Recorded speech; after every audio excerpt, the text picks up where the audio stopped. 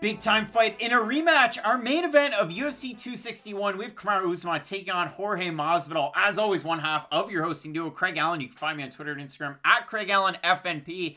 With me, as always, Matt Allen. You can find him on the respective socials at Matt Allen FNP.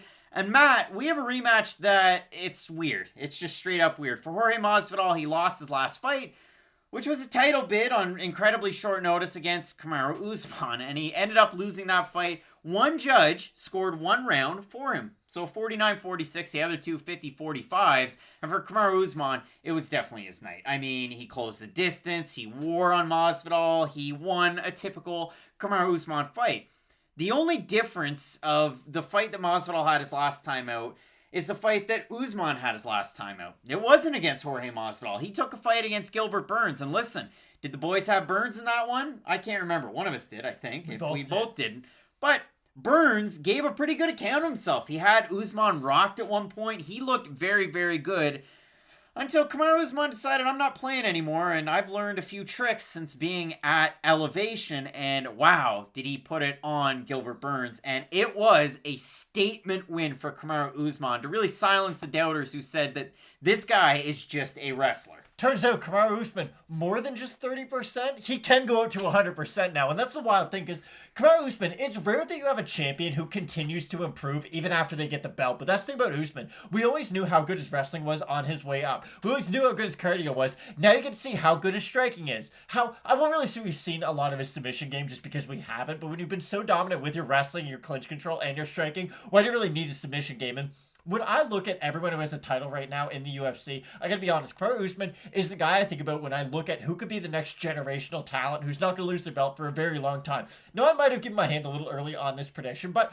let's just call it what it is. Kamaru Usman does not have any massive glaring weaknesses in his game. And I know you're probably thinking, oh, well, he is a champion. I'm sure he doesn't. But the thing about Usman, you can't just go in there with a striker's mindset like Jorge Masvidal kind of does have. And that's what concerns me. If you go in there just trying to strike with Kamaru Usman, you're going to get taken down. If you go in there just looking to work your jiu-jitsu against Kamaru Usman, he's going to defend every one of your takedown attempts and force you to become a striker. He really can just do the opposite of whatever your game plan is. And that's what's so fun about Kamaru Usman. No matter who you put him in there with, he's going to show a different thing from his game because his style really is based upon what his opponent's style is. For Jorge Masvidal, do I think he's going to double flying knee Kamaru Usman? Probably not, but I do think his best chance of winning is one of those surprise techniques.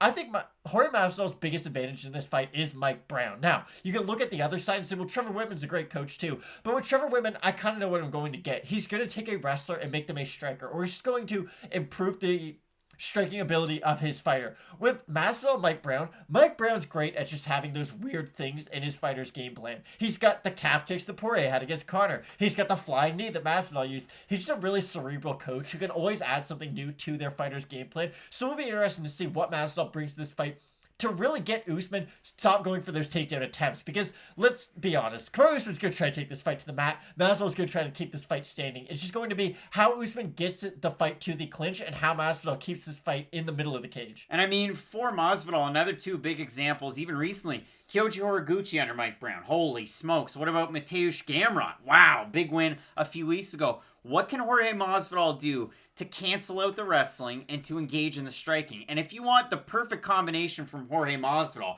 bang, bang, and throwing a kick, and he really does a lot of very nice things well, but he has a few signature techniques. Great hooks, great shots up the middle. And again, is his takedown defense the best in the UFC? Well, we have a big sample size on Jorge Masvidal. And when you compare it to the rest of the guys in the division, 77%. Pretty good takedown defense so far. If you look at it, I mean, who was able to take him down? Usman 5 times, so now that weights the number. Darren Till took him down once, but that was a fight of the night. He won performance of the night in the 2 rounds that we had of that. Apart from that, Demian Maia in a split decision loss. But we go through it. I mean, Jorge Masvidal, very tough guy to take down.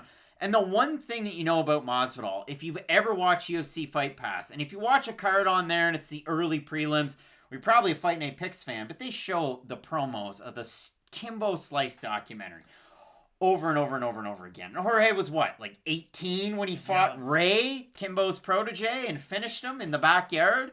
But Jorge Masvidal has come from humble beginnings to be one of the biggest stars in the sport, the BMF champ. Roberto Duran was there to see him fight when he fought, who was it? Was it Nate Nate Diaz? Diaz, yeah. Was Nate Diaz. So when he won the title, the crazy thing is, though, that was 2 fights ago. That's kind of crazy. That was a year and a half ago, 2 fights ago. He fights Usman on incredibly short notice, saved a pay-per-view that had other title fights on it, but he saved a pay-per-view, and he ultimately loses it. Did he have a couple of moments? Say what you will. One judge scored a round for him. That's cool. I just don't see any big changes. If you're hoping, or if you're going with Masvidal, you're probably thinking it's going to be like the Askren fight, like the Till fight, like the Cowboy fight, where he just poured it on, where he's pouring so much offense onto his opponent. Did Burns rock Usman? 100%. I mean, we did a fight companion for that one, and I think we went absolutely nuts. So, yeah. Burns? Sure. Burns a little different, though. Burns, tie striker. He can mix in the grappling of his own. He has a great submission game. The guys were former teammates. With Masvidal, the book's kind of out on him. And you could say the same thing for Burns, but for Masvidal, the book's out on him. But, like you brought it up, with Mike Brown and the training partners that Masvidal has afforded, what wrinkle can he add to his game to beat Usman? That's the big question mark that we just don't know. I really think it's going to come down to the feints of Jorge Masvidal. And I hate it how I'm like, hey, maybe the feints will be the thing. I'm not trying to sound like some MMA hipster, but it's the truth. If you can at least feint the techniques that will make Kamaru Usman think, oh, when I do go for my takedown, I'm going to be met with an uppercut or met with a knee. Those are some of the techniques that will at least make Kamaru Usman strike with you for a little bit. But this is my problem. If Kamaru Usman gets this fight to the mat, it is 100% Kamaru Usman. I'm not concerned about Jorge Masvidal's submission ability. He can get back up to his feet, but really, if it's close, Usman's going to be the one winning. On the feet, Masvidal, in theory, will be winning more moments, but it's not like Usman's some terrible striker now. We have seen him turn more into that great, well-rounded martial artist who's just great at everything now, who can rely on his wrestling. So it will be interesting. Masvidal at 36, though, it does concern me. The fact that his last fight was against Usman, and we haven't seen him at least get a kind of a warm-up fight under his belt, because he didn't look great against Usman. I know it was on short notice. He had to fly across the world, and there was all that jazz and whatnot. But it will be interesting to see how much, the crowd plays a factor in this fight, because there was no crowd in the first one. And I would assume that Jorge Masvidal will be the fan favorite, at least in Florida. So it'll be interesting to see how will Kamaru Usman handle the negative energy, if you will, from the crowd? But honestly, I agree with you. I don't see this fight going that much different than their first fight. Could Masvidal have maybe slightly better cardio in this one that he couldn't have on 6 days' notice? Yeah, but other than slightly improved cardio, I still see him being held up against the cage. I still see him get him taken down. So unless Masvidal can land one of those big shots early on in the first, second, or third round, I just don't really know what he's going to do to get Usman off of him. I mean, you look at the odds for this one. Usman open a minus 300 favorite. He's a minus 422 average on best fight odds. For the man himself, Jorge Masvidal, Gamebred open plus 250. He's now at a plus 320. So the moment for us is the Tapology vote. Let's see what the fans are thinking for this one. And out of 1,103 total votes, 88% Usman, 75% by decision. For the 12% that have Masvidal, I know there's going to be people in the comments section. You let us know. 79% of them have to win by knockout.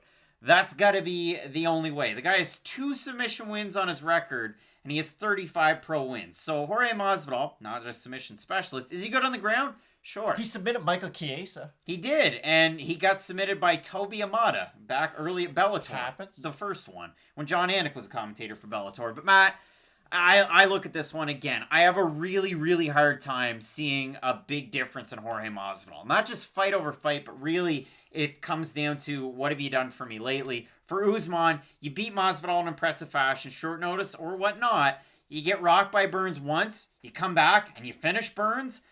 I don't see Usman, losing the fight. It's tricky, but I don't see him losing the fight. But I do really want to know what the fans are thinking down below in the comment section. Unless Sabah Hamasi, Dustin Poirier, Mike Brown, and Jorge Masvidal have some master game plan that no one's been able to come up with, at least yet, I just don't see how Jorge Masvidal is going to win this fight. Usman's looks so dominant as champion for a reason. It's because he is a dominant champion. And let's be honest, Jorge Masvidal's not the guy who should be in this fight. I do feel like there's other contenders at 170 who might be more deserving of this opportunity. I understand the UFC wants to have a big show and a big fight headlining their first fight back in front of a crowd, but I heavily favor Kamaru Usman in this fight. Matt, we are both going with and still Kamaru Usman to get the win, and we have a big week in MMA planned coming up. You have one championship, PFL, LFA, KSW, and UFC. We'll have an episode of This Week in MMA, as we always do, back at it again. There's early stoppage, the podcast on iTunes and Spotify, as well as some great content at FightNightPicks.com with all of that. But articles and our own Joshua Hart's full card betting guide, he hit last weekend, and if our co-main event didn't fall out, it was like plus 370 odds. So all that being said, make sure you check out the content on the hub, FightNightPicks.com. We're really looking forward to this week. And as we always say, let's get into it.